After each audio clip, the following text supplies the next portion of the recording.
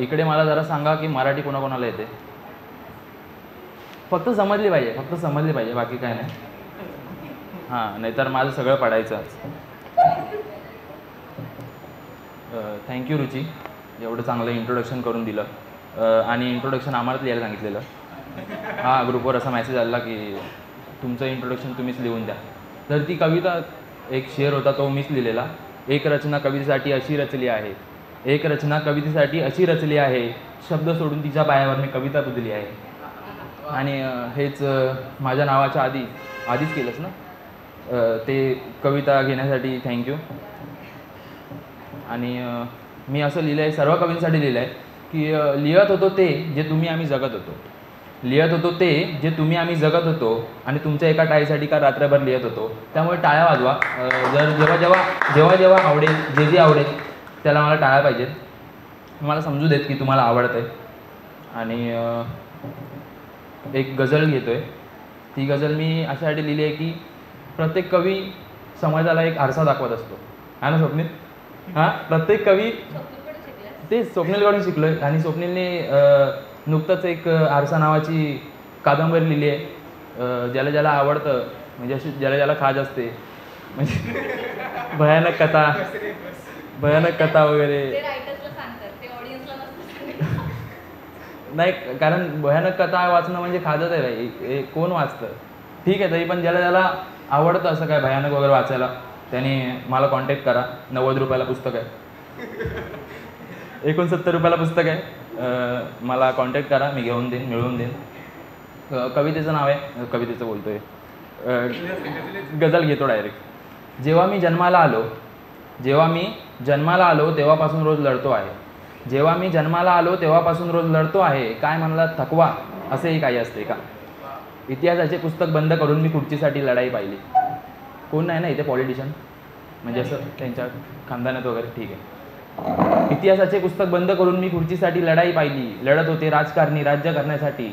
काय म्हणालात समाजकारण, असेही काही असते का? आणि तिच्यासाठी मी चंद्राची उपमा देत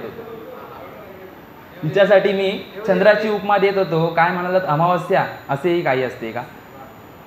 आणि आजही एका मुलीवर खुलेआम बलात्कार होतो. आरसा. आजही एका मुलीवर खुलेआम बलात्कार होतो. काय म्हणालात सन्मान, असेही काही असते का?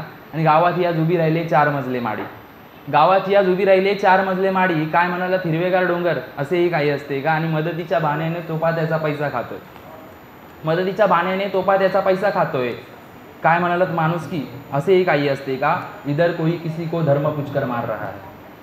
मध्येच एक वाद आलेला आपल्यासमोर.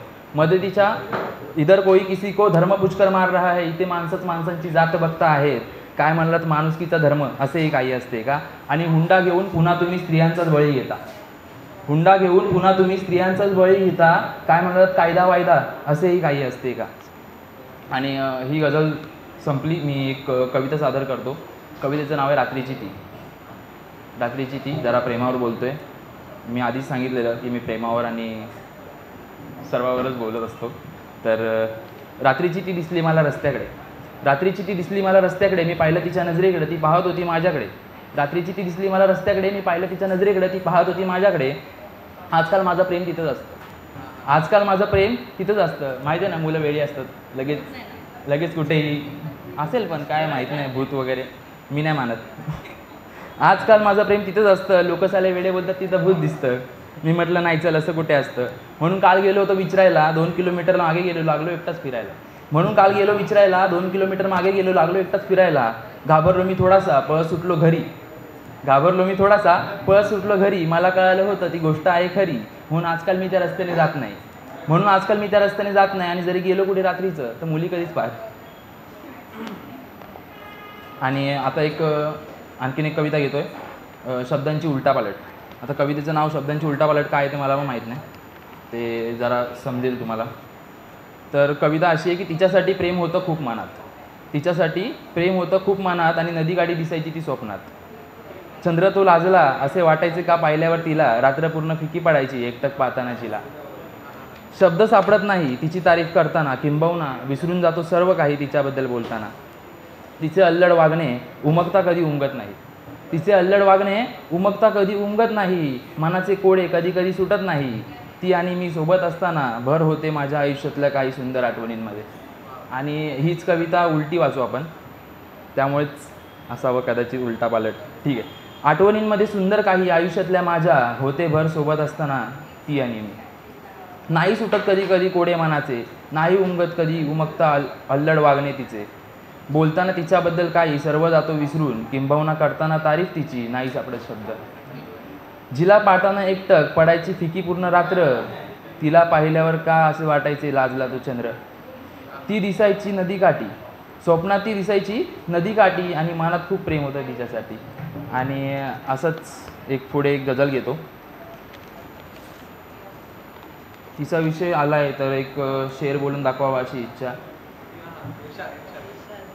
आज की आहे. ठीक आहे.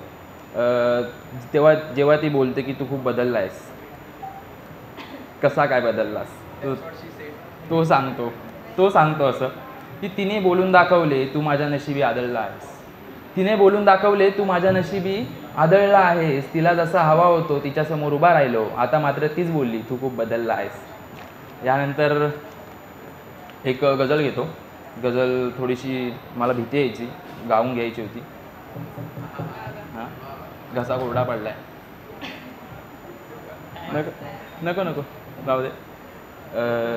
ठीक आहे. तिला अजून काही समजलेलं नाही, तिला अजून काही समजलेलं नाही. बिचारी आहे ती, मला भीक दे तुझ्या प्रेमाची. भिकारी आहे मी, मला भीक दे तुझ्या प्रेमाची. भिकारी आहे मी दिसतो स्वप्नात म्हणे रात्री, मी दिसतो स्वप्नात म्हणे रात्री. माझ्यासाठी भर दुपारी आहे ती, मला भीक दे तुझ्या प्रेमाची.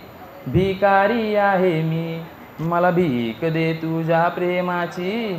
भिकारी आहे मी. सुगंधी होते आयुष्य ते तिचे, सुगंधी होते आयुष्य ते तिचे. माझी भेट जणूशी सारी आहे ती, मला भीक दे तुझ्या प्रेमाची. भिकारी आहे मी, मला भीक दे तुझ्या प्रेमाची. भिकारी आहे मी. डोक्यात विचार तिचाच दिवसभर मनात, डोक्यात विचार तिचाच दिवसभर मनात. माझ्या जिवारी आहे ती, मला भीक दे तुझ्या प्रेमाची. भिकारी आहे मी, मला भीक दे तुझ्या प्रेमाची. भिकारी आहे मी.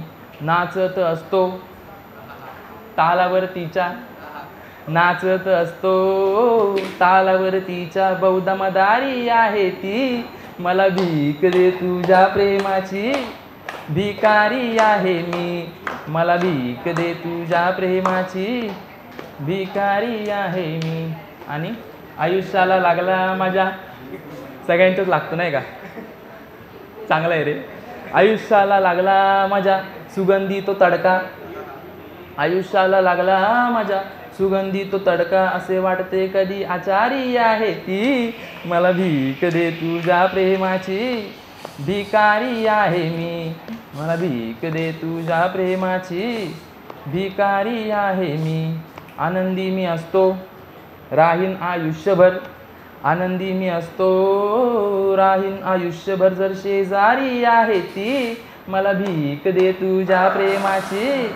भिकारी आहे मी, मला भीक दे तुझ्या प्रेमाची. भिकारी आहे मी, मला भीक दे तुझ्या प्रेमाची. भिकारी आहे मी.